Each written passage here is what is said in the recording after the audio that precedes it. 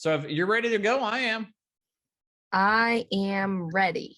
So I've been asking people this because, remember you'd go to summer, you'd have all summer vacation, you'd come back and your teacher would say, how was your summer vacation? So Cassie, how was your quarantine? I honestly can't complain that much about quarantine. I feel a little guilty saying that because I know so many people had it really rough. And I was, of course, extremely down about the whole music aspect and losing all of the gigs and everything. And that was the worst. But the Facebook Live concerts really, changed the game for me. And I had actually been doing Facebook Live concerts before. So my fans were already kind of used to that and knew kind of the request hour game that we do and everything. So we got lucky there that I was still able to, consistently connect with fans. And then we quarantined in our tour bus that my husband and I bought just before lockdown. Perfect Right. timing. And we were in Nashville when lockdown started. So we parked our bus out in the front of our friend's house and we basically quarantined with our friends and just stayed there for like 4 months and just slept in the bus. And, so I really can't complain. You're like Cousin Eddie. Yeah, it was. For Christmas Vacation for people who haven't seen the movie. Exactly. So how was 4 months on a bus? I really like it. We've lived in houses before, and honestly, now that we've downgraded so much and I've gotten rid of so much crap that I found out that I don't need, I like cleaning a smaller space. Right. Yeah. Yeah. We had neighbors and very, very nice people. I mean, super nice, but they're empty nesters and they have like a 5,800 square foot house. And my wife and I were like, who wants to clean all those bathrooms Right. alone? For Nobody. real. I Right. like that it's just, it gets messy quick, but if I see someone's walking up to the bus door, it can be clean just as fast. No, that's great. And it's good that you already were doing the Facebook thing because I think a lot of musicians had not ever gotten into that realm at all. Right. Right.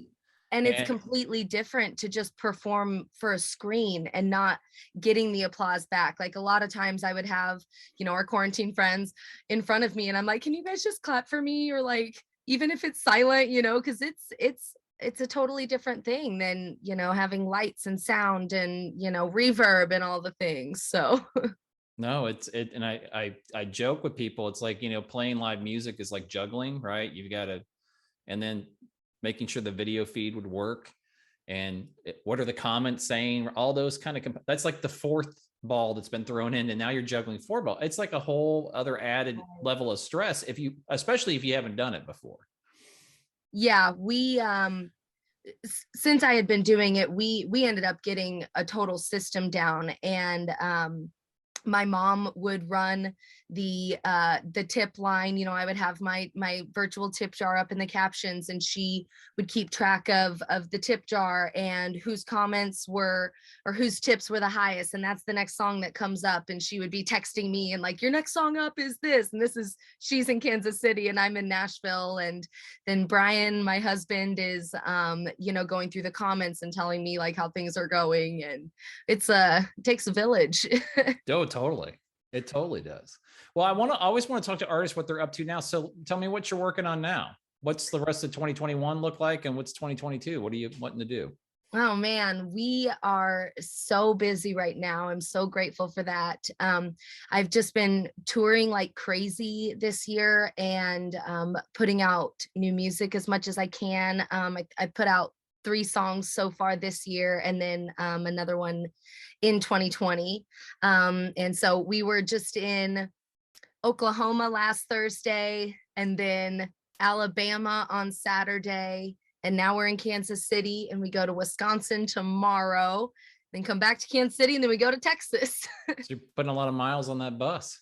We sure are. Like right now, we don't have the luxury of let's look at the calendar and let's look at the map first. It's just yes, yes, yes, yes, yes, yes, and then we panic after.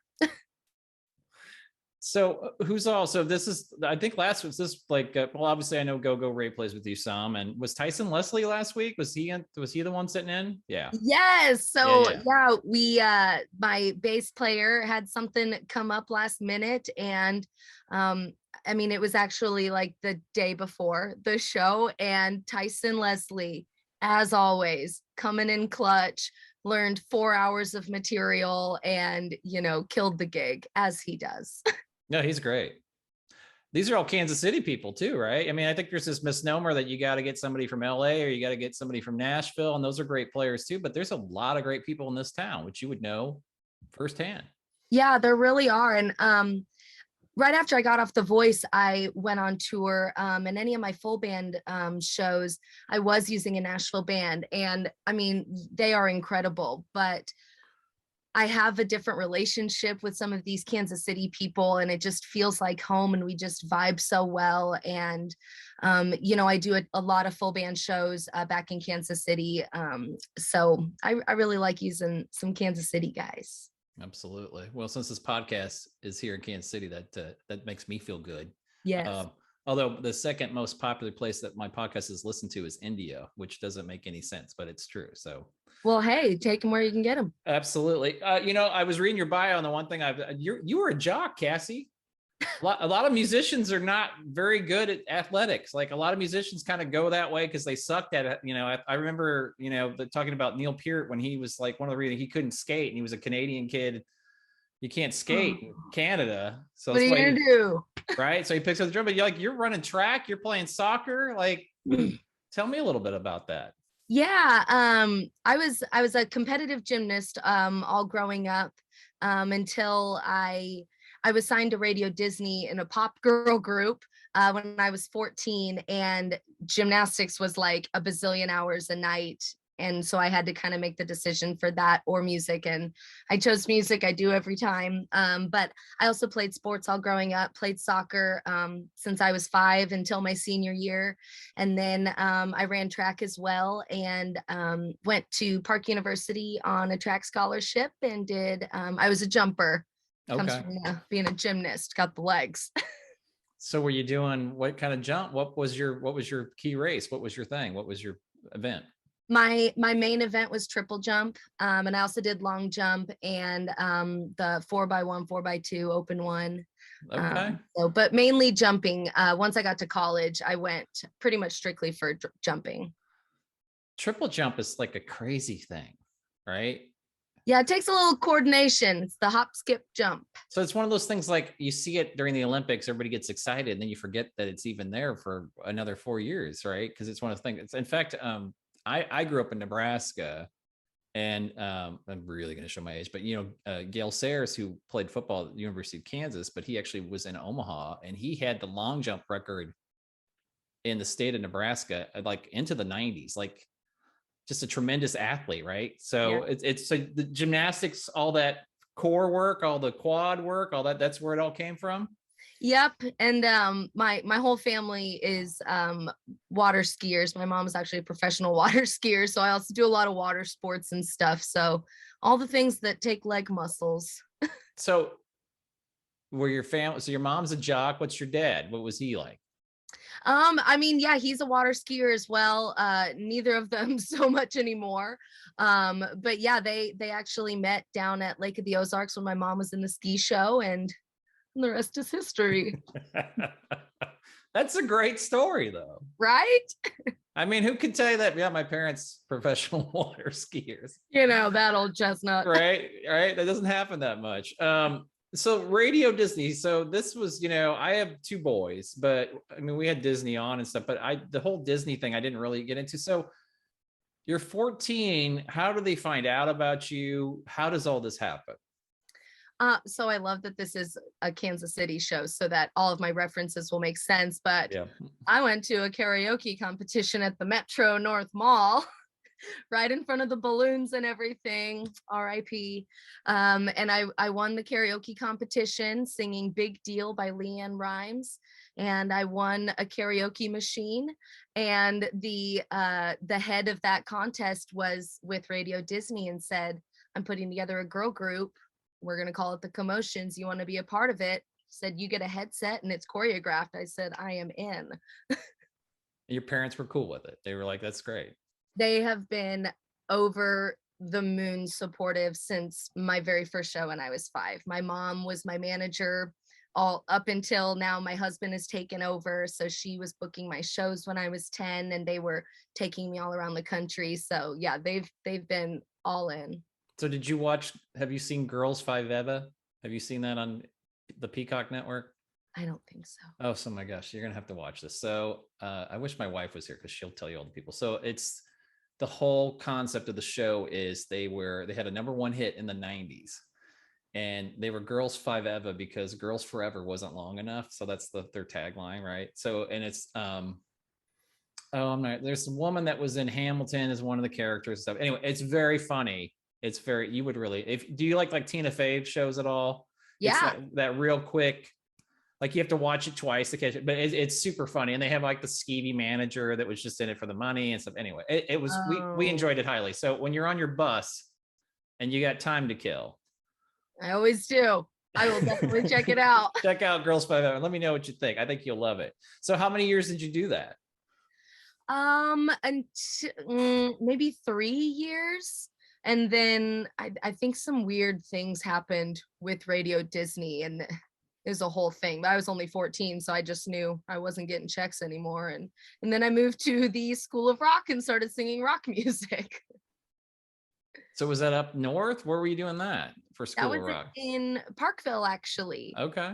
Yeah. So then I went from singing, pop music with my headset and my dance moves, and went to do rock music. It was always just whatever musical opportunity was in front of me. It was just, I'll try that, and whatever sticks. And still kind of doing that. well, I'm a schmo that just is a guitar player that also plays a little piano, but mostly guitar. So you're probably, obviously I've talked to tons of vocalists. So for a vocalist standpoint, what's the difference? Do you think any different when you sing a country song versus a rock song? Is there, vibrato wise, how is it for you? Yeah. I definitely engage my rasp quite a bit more. I sometimes feel like there are a lot of way different, more fun techniques you can use with singing other genres, but with country, that's when I get to put in all my yodely stuff. And so there is a little bit of a difference. With rock music, there's also, the head banging aspect, which is always my favorite. Right. Well, you could scream and rock and it's perfectly natural. Nobody's going to Exactly. right? Beautiful. You do that in the middle of a country show. If you're singing Jolene and you yelp. Yeah. people are not going to know what to think. Anyway, so does everybody ask you about The Voice? Is there any question about The Voice that you haven't already answered? Probably not. I bet not. If you're up for the challenge, but I get asked the same questions every time so often that it has become part of my shtick on stage to answer them before I do. I usually take a break in between my sets so I can meet the people, see what they want to hear, for the next set and everything. And so I always make sure, and before we go to the merch table, Blake is tall. He's extremely nice. What you see is what you get. He does smell good. That's a very common question I get. And I don't think it's water in his cup. Oh my gosh. Well, I had Paige Turner. I don't know if you saw when Paige was on. She had lived here in Kansas City for a while, and then she went up to Seattle like 3 or 4 years, and then she was on The Voice. And she's the only person, but I jam with Paige and had known Paige forever, long before. And I interviewed her before she was on. It's just interesting to me because I think I'm one of the few Americans who doesn't watch reality television. Yeah. And so I'm sure everybody connects with you about that. And I think it's fine. I'm not going to bag it. I don't have a problem with it. It certainly was a great opportunity for a lot of people. Mm-hmm. It's just something that's completely foreign to me because I don't watch it. Right. So. And even if you do watch it, you'd have no idea. Just to get to see the behind the scenes and how a TV show is put together and how many times you have to do the slow motion walk that's 2 weeks before the audition actually happens. And I can't watch Keeping Up with the Kardashians the same anymore. Yeah, because a lot of it is I don't want to say manufactured, but they certainly put people in situations in a lot of reality shows to make the drama heightened, right? Absolutely. And I do unfortunately think that was a little bit of a downfall of mine, was that, you know, a lot of the time that you spend talking with the producers, it's hours and hours of them getting to know you so that they can build your story, because you have to, you know, the more the audience is crying, the more you're probably going to get votes Right. and ratings and everything.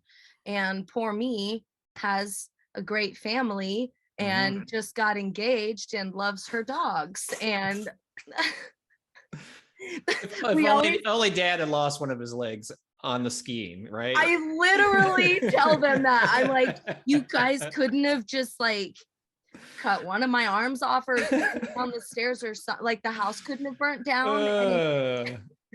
Yeah, the skis were made from dead bodies that were Right. That's what it was. My parents are cannibals. So do people ask you, like, and not just some schmo, but has anybody who was going to be on come out and said, hey, how should I approach it? Do you get people that are going to be on that ask you about it?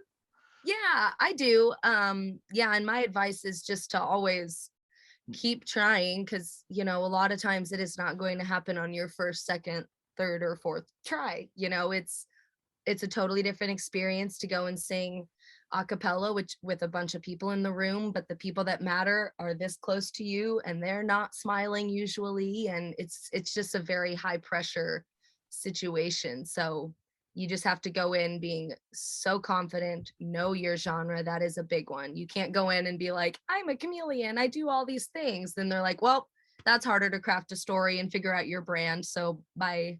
Right. Yeah.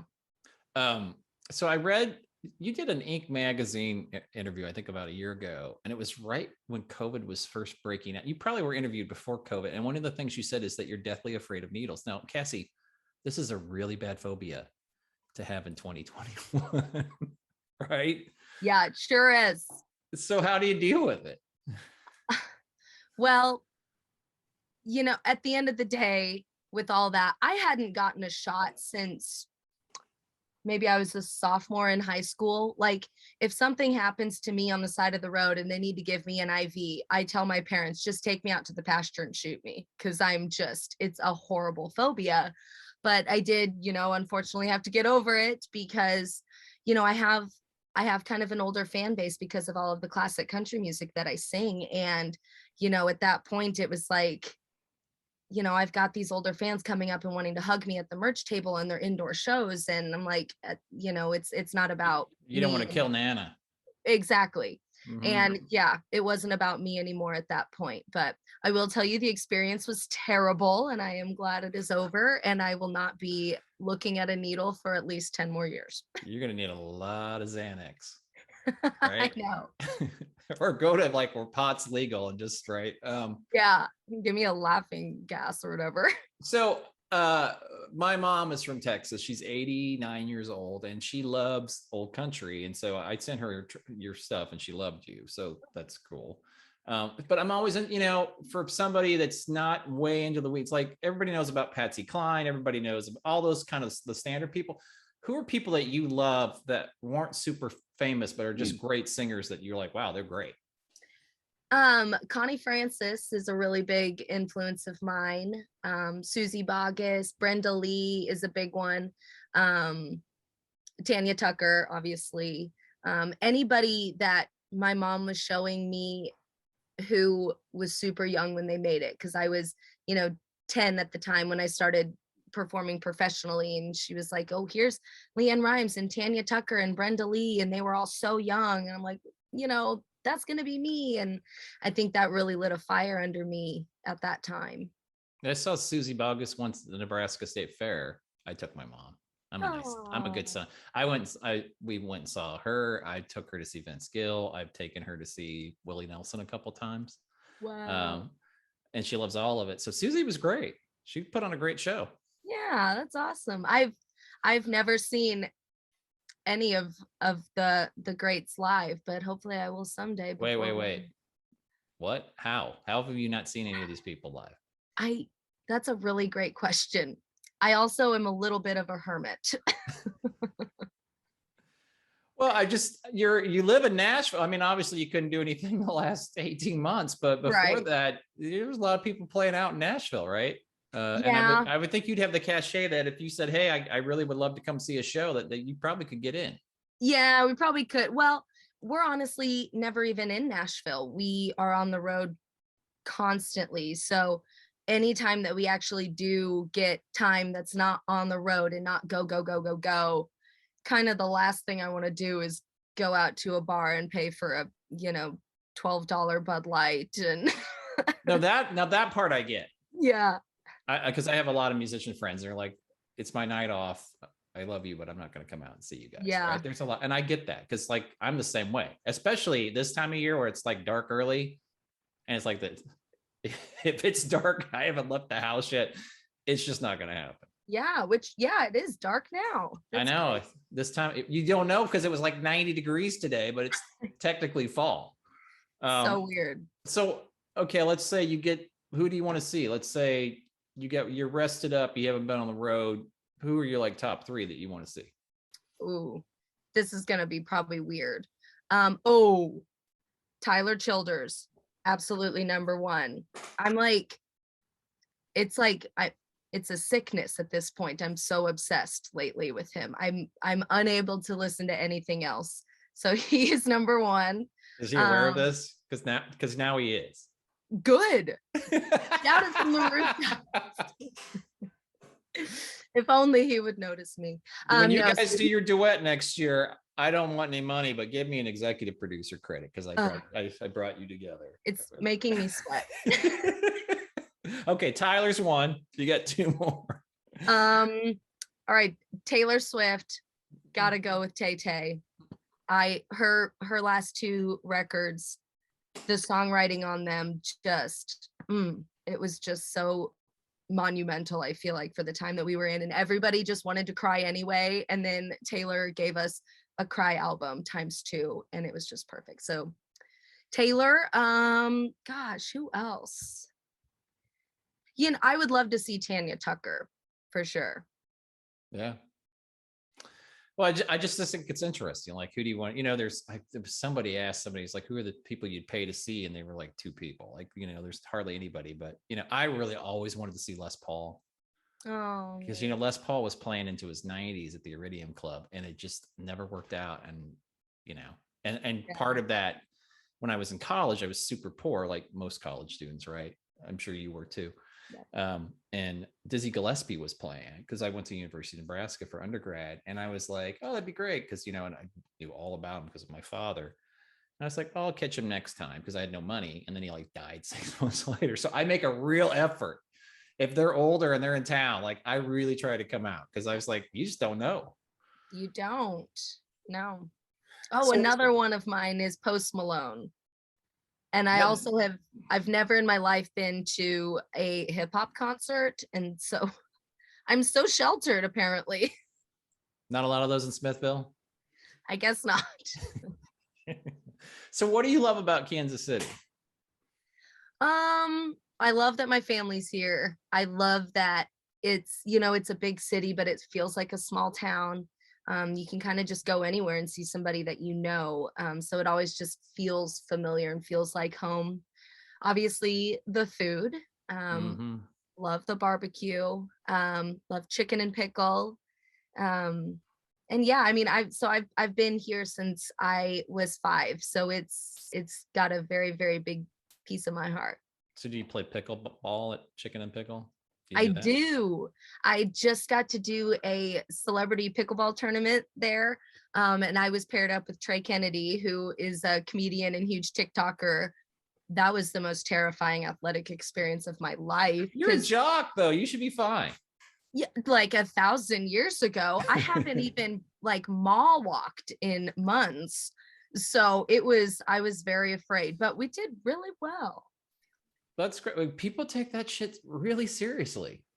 Yeah, he kept telling me, like, I was like, oh my God, I'm so sorry. Like, if I would miss it. And he's like, okay, it's just a game. I'm like, no, it is not. I'm like skinning my knees. And he was like, calm down. Yeah, they built one down the street. I'm in Prairie Village, but they have a new park that used to be a golf course down here. And every time I go by that damn park, it's full with people playing pick. And I'm not when it's nice either. Like it'll be like 45 and there'll be people out. It's crazy.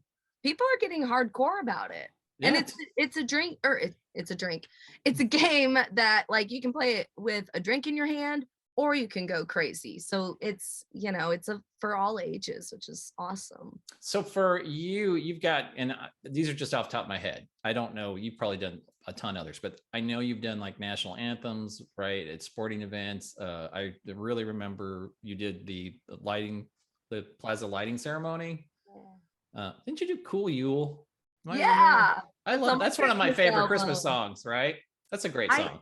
I had never heard it before until they told me that was the song they wanted me to sing. And I was like, I don't even know what that means. And then I loved it. So I put it on my Christmas album. Yeah, because I think Louis Armstrong was the original version, and then Brian Setzer's covered. I mean, everybody covers Christmas songs, right? I mean, but those are like the two probably best known ones. Yeah. So, but that had to be cool too. So what are these things as somebody who comes here at 5 and grows up here in the area and stuff? What are like the best gigs? Like what's been the funnest for you? The plaza lighting is my absolute favorite every year. I've done it 4 years in a row now. I'm not expecting that I'll get asked for a 5th year in a row. I feel like they're probably going to be like, listen, we need a little change up here, but I tell them every year, it's more important to me than my birthday, than Christmas. It's just, you can't get much of a bigger crowd than that. And then for it to be at home and on a holiday and with family is just so awesome. And there's dancers and it's choreographed and I love Christmas. Yeah, I do too. Not as much as my wife, but so for our friends in India who are listening, we probably should explain this. So the Country Club Plaza, I think it's considered the oldest suburban shopping center that you could drive to. It was built in the 1920s. The guy that designed it, it looks like Seville, Spain is the idea. And they've had these lights. I think the only time they didn't light them up was during like the energy crisis in the early 70s. But it's a huge deal here in Kansas City. It's Thanksgiving night. People bring their families and stuff. And it's gotten bigger. Like they didn't used to shoot off fireworks, right? That's been the last 10, 15 years. Yeah. And somebody gets to flip. Did you get to flip the switch, Cassie, or did you just have to sing? No, maybe my time will be coming in some years, but they usually choose someone a little higher up than me. I can't. Oh, last year they had first responders flip the switch. Totally makes sense. You can't. Awesome. But if it's just some stupid jock, you got to be like, come on. Yeah. Hey. Park University. Right. You're as a pirate, right? Yes. Anyway, so that's really cool. That is fun. It's like it's officially Christmas season, right? You get done with that. Yeah, it's just magical. And then down on the plaza, then Black Friday starts that night or whatever. So you just go shopping when you're done, or do you go home and go to bed? No, I go to Brio. Okay. For the after party. I didn't know there was an after party. Yeah, secret after party. Well, I'm gonna crash now that I know about it. Yeah. So obviously you are very savvy at social. I heard that you actually you like to do like the editing and like putting videos together and stuff like. How'd you learn that?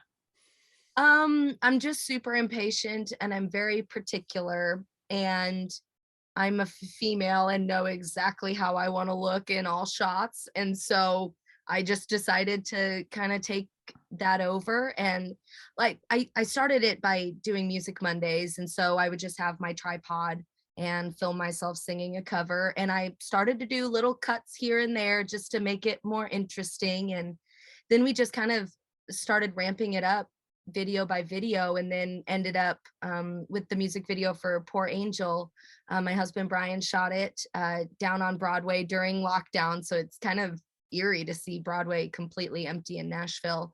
And then I edited the whole thing, and I really have fallen in love with editing videos, and now I'm shooting music videos for other artists. And I was going to ask you about that.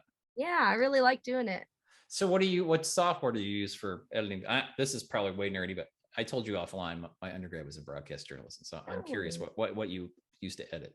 I'm in Premiere Pro. Okay. Very cool. You probably won't know this, but Sammy Hagar, like he's got a million businesses, right? Like he's made a fortune and stuff. But one of his like early on businesses was he was so good at booking, like getting him out on the road and the hotels and all that stuff. and was so good and professional that other people started hiring him because Oh. they said, why do you have better hotel rooms? And why is your stuff so much better and stuff? He's like, well, I do it myself. And so maybe kind of the same thing with you. Like people see your videos and they said, hey, Cassie, can you help me out? Yeah. And, luckily when that's happened, we've been able to make it work and had time to do it. And it's just kind of a nice, like, other creative outlet that's completely different, but still, using my creative side. And, ooh, what would it look like if, I went fast and then into a slow-mo right there, and just, then to see something from start to finish that you created from scratch is just really cool. Yeah. And then you don't have the expectation. Nobody's expecting you to hit a home run because they don't know you even do this. True. Right, right. Yeah. And then it's also not up to me to promote it. I just give the video and I am done. No, that's great. So, well, let's talk a little bit about Nashville's been through a really rough time, man. There was a tornado, right? Yeah. And then there was a flood. I Yeah. don't know what the people in Nashville did to anger the gods. And then some nut job right downtown where I've only been to Nashville once, but like where all the clubs and stuff are, he blew himself up and like did major damage. Like a lot of clubs, like stuff too. Like it's been a tough time for Nashville. Yeah. Yeah. It really has. I mean, it seems like there's just flooding all the time. And we were actually in Nashville in the bus during the tornado. We were just leaving Whiskey Jam. And so it was super late. It was super dark and the rain had started to come in, and it was hair wash day. So I was getting my butt out of there before the rain came down. And so we had left the winners and losers, and we're driving parallel with this tornado, and then found out in the morning that it had hit like a half a mile from the campground that we were at. I mean, we would have Wizard of Oz just off into yonder. Yeah, it's terrifying. Yeah. Yeah. I had Maya Sharp on. I don't know if you know who Maya is, but she was talking about that too. She just moved from California to Nashville. And then Oh, she was like, so we had this whole discussion, what's more terrifying, an earthquake or a tornado? But I was a Boy Scout and I was in a tent. And tornadoes, when you're close to them, they're really loud. Like it's yeah. really loud. And they were trying to evacuate kids, but we were on the periphery, like on the far end of the camp. This is summer camp, like 1980. And it was so loud. It was terrifying. I mean, it's really terrifying if you're that close to it. So Yeah. I'm glad you're okay. I'm glad I'm okay. Yeah, I've never been that close to one. And we just had no idea that it was that close to us in Nashville. We were putting funny videos up on my Instagram story of us making fun of everybody leaving the campground. They were like, we're just eating KFC. We're from the Midwest. Like, we know tornadoes. This is nothing. And then we wake up the next day and like, there's nobody there. Power lines are down. We're like, that was close. Yeah. My grandparents' house in Tacoma, Nebraska, where my dad grew up, was a tornado that blew the roof off their house. And so I didn't know this, but in the basement of the house, there was a nice table, like a dining room table. And in the corner, there was a chunk that had just gone, like ripped. And I was like, so finally I got old enough. I like, it's like, what's that about? And apparently it blew the roof off so quickly. Like it just took it that the chimney went straight down and took the corner of the dining room table out, just like destroyed it. Wow. It's like, it's nuts, like the power of those things. It's so scary. Yeah. So you're going to have to find a way to be safe in a bus, apparently. Yeah. I don't know. You're going to figure that out. Let me know if you figure something out. You should have had the bus hit by the tornado before you were on The Voice. That would have been so perfect. You could have had a little black dog and played up the whole Midwest bullshit. I do have a little black dog. It's perfect. They won't know that you were on the Missouri side. People on the coast never get that. No, they have no idea. Oh my goodness. Well, it's really nice to talk to you. What's the best way for people to follow you? What's your number one social media thing? I'm on Instagram quite a bit, and all of my social medias are at Casi Joy Music. But I post a lot on Facebook as well. That's where kind of most of my people hang out right now. So that's at Casi Joy Music. I'm on YouTube and TikTok if you want to see all of the weirdness. Or you can just go to casijoy.com, and all of my original music is on anywhere that you stream your music, as well as my cover album and Christmas album, because it's coming up. Yeah, people should buy some stuff. Yeah. You're not just doing this to hang out with me. Let's sell you some things, right? Let's get some. Yeah. So last question, and this is going to be stupid, but I'm sure you've been asked this before. But can anybody yodel, or do you have to be a special person to be able to yodel? I don't think it takes anything. I mean, you can't be tone deaf. That's not going to work. Maybe it actually it might actually still sound like yodeling though. If you tell a tone deaf person to sing like Whitney Houston, it just comes out as yodeling. No, but you just really have to be comfortable with sounding disgusting. Like, I can only do yodel practice if nobody is around me, especially my dogs. It really upsets my little Chihuahua sensitive ears. So it takes a lot of practice. I have to download the songs and cut them down to half speed so I can learn the words, and it's a whole process. So who are in your Hall of Fame of yodelers? Who are the halcyon? Who's the capstone of yodel? Who are like the greatest yodelers of all time? Oh gosh. I don't even know his name, but there's this new guy I've been watching that it's the cheesiest like yodeling videos, like the whole outfit, and he's got the feather in his cap, and I need to figure out his name. I think I couldn't pronounce it.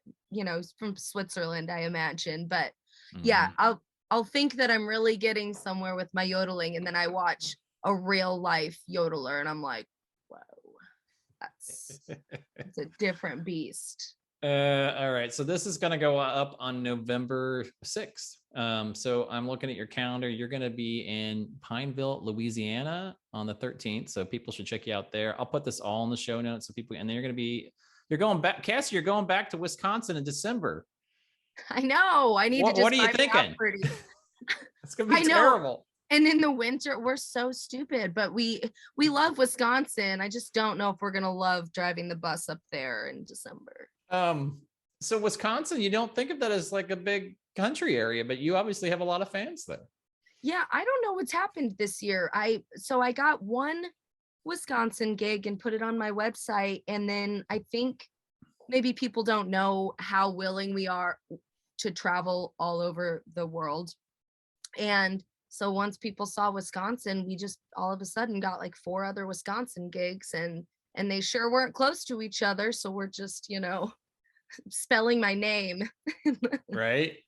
You're going to have a lot of, I don't even know. You're going to have to like get new tires on the bus before this year's out. Ooh, does your husband drive? Who's driving the bus? Yep, my husband is.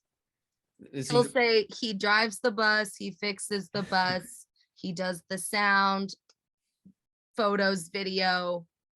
Husband, I just fluff the pillows and sing when I'm told. He's a good egg then.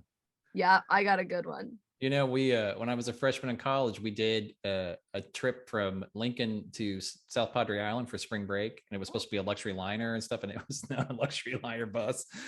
And the guy that drove it, he was like retired and he owned the company. And the thing he did, he would floor the bus until the radar detector went off, and then it was terrifying. Like it was like the craziest thing ever. I don't think I've been on a bus since that trip. I don't think I have, but I'm sure yours is much nicer. It's right? Terrifying when you do it right. That doesn't sound right. So can you sleep? Are you able to sleep easily on a bus? Are you one of those people? Or are you like me and like, I can sleep only on a train for some reason. Can't sleep on a plane, can't sleep in a car. Yeah. Well, I just don't sleep because I just never want to leave Bri to drive something that big by himself, or if, something could go wrong at any given moment. So I'm co-pilot. I'm a good co-pilot. You just talk to him. You guys do books on tape or anything? What do you do to keep yourself entertained? So many podcasts. We listen to a lot of murder, a lot of Joe Rogan. I'm going to be listening to you now. I was going to say. What are you streaming on? Are you on Spotify or the podcast app? I'm on pretty much anything. I'm on Spotify, I'm on Apple Podcasts, you name it, I'm on it. So well, shit, you can listen to Go-Go's episode, you can listen to Tyson's episode. I'm There's gonna have to. million episodes. You're gonna know a lot of these people. Yeah, and those guys are quiet creatures, so I'll have to do some snooping in their episode. Oh my god, especially Go-Go is he's such a great drummer. So and then I really will let you go, but I'm having fun, so I hope this is okay. Yeah. So I decided that my shtick, the idea for the podcast would be really cool. It's like I'm gonna have all my guests. We're gonna do a theme song on the podcast. I'm gonna have all the guests play on it. Like this is the great idea. And so Tyson played keyboard. He did both the Hammond B3 and piano and stuff. And so Go-Go is so sweet. He's like, I don't have any real drums in my house. And I was like, well, I have an E-kit here, and let me talk to like an engineer and stuff. So he came over to my house and sat right in front of me, right about 6 inches from where I'm sitting right now. And we did a version of Kansas City because we thought it'd be cute. And all 3 takes were just awesome. And he was so kind. He was like, let me do it again and stuff. He's just such a nice guy. He is just, yeah, the greatest person. He's a mysterious unicorn that just, I mean, we're obsessed with him. He is the one and only Go-Go. Oh, he totally is. Did you ever see him back in his Billy Goat days? You're probably too young for that. I don't think so. I remembered seeing him in 90 Minutes though when I was younger, and I used to actually fangirl over him. And then when he messaged me on Snapchat to tell me good job after my blind audition, I mean, my jaw was on the ground. I was like, guys, you don't understand. This is Go-Go Ray who messaged me. And now we're in a band together. He's a joy boy. He's great. No, Billy Goat, their whole shtick was they got naked on stage. Go-Go got naked? This is like 90. This is like 94. Like he didn't have a hat on even? I don't remember that part. But it was so funny because when he was over here for I think the drum part or something, and so my wife, I'm 53, my wife's 50, so we hung out in the early 90s. We were old enough that we knew all these places, and she said, "Oh yeah, I remember you and Billy Goat," and he kind of got embarrassed, like, "Oh god." I'm gonna have to ask him about that. Now, I don't know if he did in back. I don't remember because I just remember the lead singer dude, and there was actually a female in the band. And she'd get naked too. This was like a Davies Uptown, like 94, like a long time ago. So now you got something to talk to Go-Go on the bus about. Yeah, I do. All right. Cassie, it's really nice to talk to you. I really appreciate the time. And I'm going to come out. You're going to be in Lenexa next weekend. It's going to be the podcast already will not have happened yet, but I can come see you. I might come out and say hi. Yeah, please do. Full band is on Friday, and then I'm solo the next day. All right. It's very nice to meet you. I will send you the link when it goes live. Yeah, thank you so much for having me on. This was super fun. All right. Take care. Good night. Night.